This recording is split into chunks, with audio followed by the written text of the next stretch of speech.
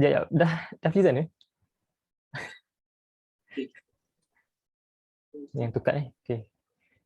Bismillahirrahmanirrahim. Assalamualaikum warahmatullahi wabarakatuh everyone, and a very good morning.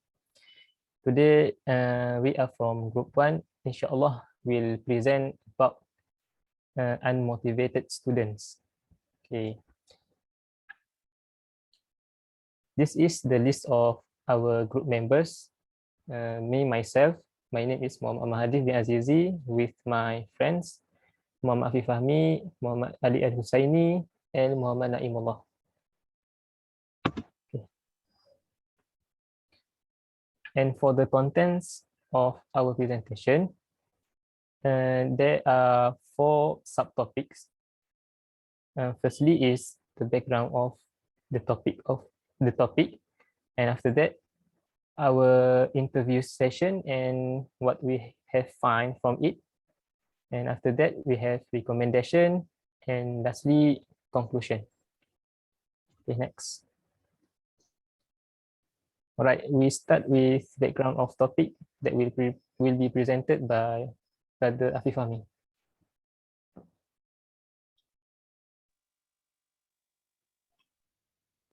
Bismillahirrahmanirrahim. Okay, thank you, Brother Ammar. Okay, next I will present about the background of our topic. Okay, our topic is mainly talk about demotivated student or unmotivated students. Okay, the first question is usually asked for us: what can be defined as demotivated students? Based on Oxford Dictionary, it means not having interest in or enthusiasm for something, especially regarding in work or study. So from this, it can be concluded that demotivated students can bring a meaning that a student does not have any interest, especially in study. Okay, question number 2. Is this one of the main problems in learning? The answer is yes. Why? Because it will give a huge impact for students in a long time. For example, if the students have if the student is unmotivated, he will be unable to concentrate fully during the learning session. As a result, he will be difficult to achieve outstanding success, especially in lessons. And number 3, what are the signs that indicate that the student is having difficulty in learning? Actually, there are many signs that can be seen. For example, the students will be easily distracted with something else. Students with this problem will easily be attracted with other things that feel more interesting and fun rather than learning. Indirectly, it shows that the student is easily bored and not eager to continue the learning session. Besides, the students also will rebel. Such students will easily rebel if told to do something that they are not interested in. And lastly, the students who are unmotivated will portraying dull appearance. They will show a poor reaction and their faces will look gloomy and no smiles. From there, it can be understood that the student may have problems in something, especially learning. This can be observed while in class because it can be clearly seen between students who enjoy the learning atmosphere happily and vice versa. Okay, next. So thank you to Brother Afif Fahmi for the introduction of the background of the topic. So inshallah, my name was Muhammad Naimullah bin Kahalit, and I'm going to continue with findings, inshallah. So basically, on 23rd November 2021, we had an interview with one of English teachers around Selangor, who is Mrs. Afira binti Haji Yaakob, that he has been teaching that she has been teaching English for around 20 years, graduated from University Kebangsaan Malaysia. And on top of that, we have divided the questions into 4 slots. First one, introductions, and then we did ask her about the factors of demotivated students, and also how do we overcome these kind of problems, or what we can call as solution, and also conclusion from the interview, inshallah. So for the introduction part, as what has been explained by Mrs. Afida during the interview, is that demotivation in learning is a phenomenon that happens among students that are caused by either internal or external factors. And sometimes teachers are also demotivated in teaching, so other professions. And everyone has ups and downs in their lives, but the question is, how do we overcome it? So when talk about demotivation, of course, it's not only restricted to students, but also to all other professions. But how do we overcome it? That's the question. Yeah. And then one of the factors that that was mentioned by Mrs. Afida is that poverty. So when you talk about poverty, of course, people are seeing this as a problem because some people, they are not able or maybe afford to learn, in a perfect environment or conducive environment because of the poverty itself. But based on Mrs. Afida, what she had encountered along her journey in teaching, that many of her students whose academic performance is very well, even though they are facing this kind of problem, which we call as poverty in their family. But however, it could be true when students are not having much time spent with their working parents, which results in demotivation of students to study. So when a family who is very poor, for example, so of course the parents are working very hard to make sure that the finance or the economy of the family is going well. So this has led to the not spending so much time by the parents towards their children. So this is one of the factors. Second factor is stress management. So how can demotivated students be influenced by stress management? So one of them is that sometimes teachers or lecturers, they are giving too many workloads to their students. And secondly, is unreasonably deadlines. And the third one, too high expectation upon A students. And the last one is procrastination, laziness, and purposelessness.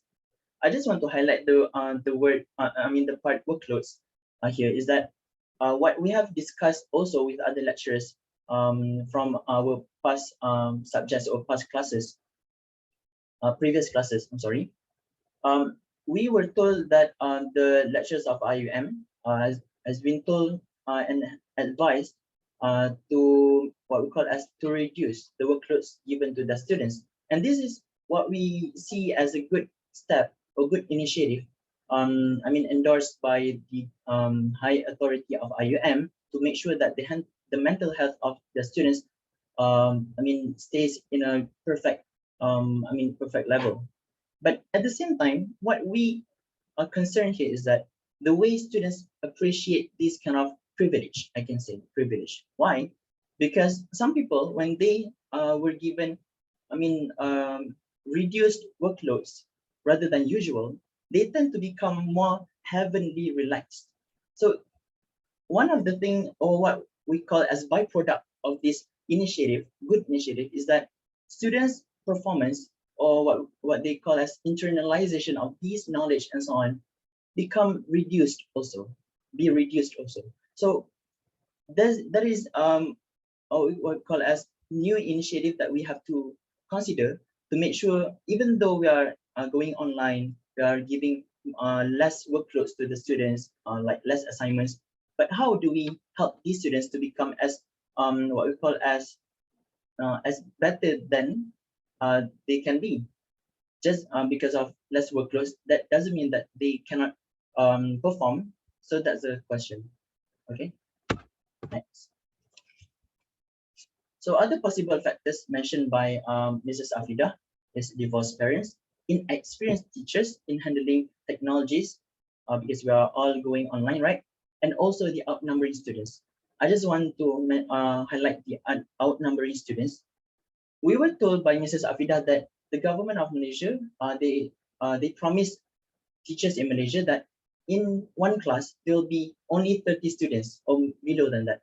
But it turns out different. It turns out, yes, different. Why? Because looking at what we call as unemployment, teachers' unemployment nowadays, and also how hard the interview, the interview provided or provided by the high authority of Ministry of Education to these new teachers, they made it very hard until there was not so many what we call employed teachers out there. So this has caused teachers to also become stressful. Okay, that makes themselves not able to control, have good control of their students in the class, because of the number of students might take or might reach like 50 students at one time. That's possible. So this is also one of the problems that we have to take into consideration, that at the end of the day, not only the teachers are going stressed out, but also the students at the end of the day, and they become demotivated. So what are the solution? So the solution here proposed by Mrs. Afida, there are two. There are two sites or parties that she mentioned. First one is teachers themselves. They they can call the students or parents when necessary. Yes, that's the first thing. Secondly, know your students. Bit repo. I would like to mention this soon. And various styles of approach. And lastly, pray.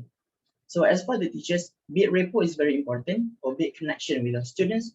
And what she also always mentioned during the interview is that about food treating, or food treat. Like according to this one counselor, American counselor, he mentioned that when we talk about food, it connects everyone.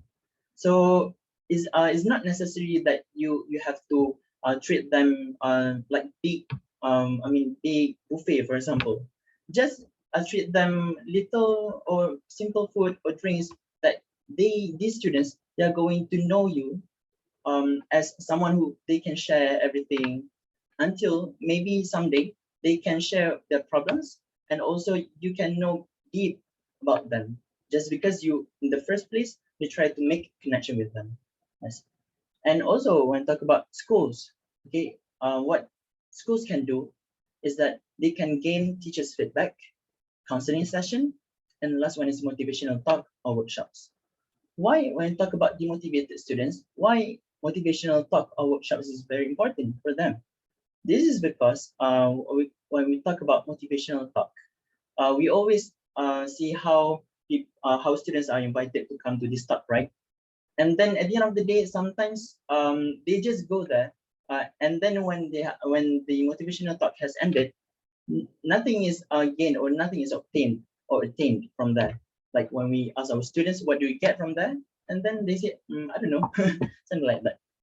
This is very important because we don't want to plan things, but then at the end of the day, it doesn't give any outcomes.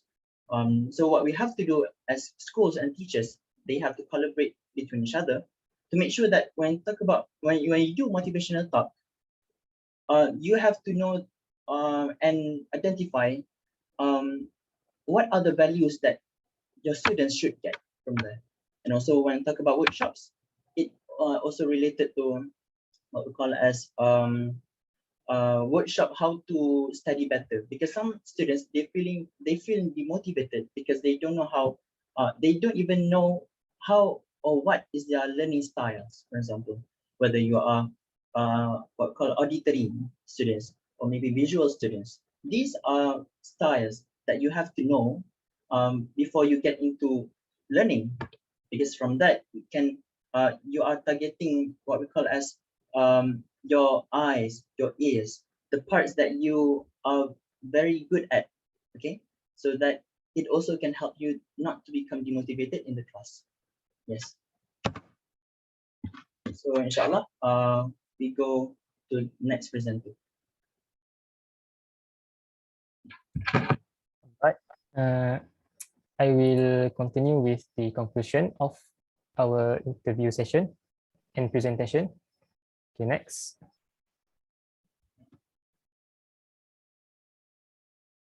After observing and do some research about our topic, I came up with two main points, which is first, teacher is act as the second parent. This point has mentioned before at the previous class, but I mentioned it again because it is very related to our presentation. Okay, teacher, they shape our minds and help us to recognize our talents and goals. Maybe to some teachers, this profession is just a job that pays the bills, but to others, it is their life, their profession. This is why one of the causes students unmotivated is caused by the teacher. Okay, after that, talking to the student can help the teacher understand their life situation better. Some of them are from broken family, as mentioned before, while others do not have parents to live with and they live with their relatives. Sometimes they are experiencing problems and difficulties in school, and the teacher, as a second parent, will decide to have a home visit to somehow solve the problem. Home visitation also helps teachers to understand why students behave in different ways. All right, going to the second point that I found, communication is important. Communication is an essential component that fostering a good relationship between students and the teachers. Talking to the students can help a teacher understand them better. Thus, this will reduce this unmotivated issue. A teacher should come across a student as a friend, as a guide, and also as a mentor to emphasize with the student by being one like them. Once a student feels that the teacher appreciates what it feels like to be a student, they will feel the teacher are in the same page with them. And consequently, they will have their trust to the teacher more. Right? As to end this presentation, I will give some tips for teachers in handling unmotivated students. Firstly is praise them before scolding. Never let fear be your image, but love. Give them a sense of belonging and not empty threats. And lastly, avoid comparisons as it is deeply resented motivation. And I guess that's all from us. Okay, next. Thank you.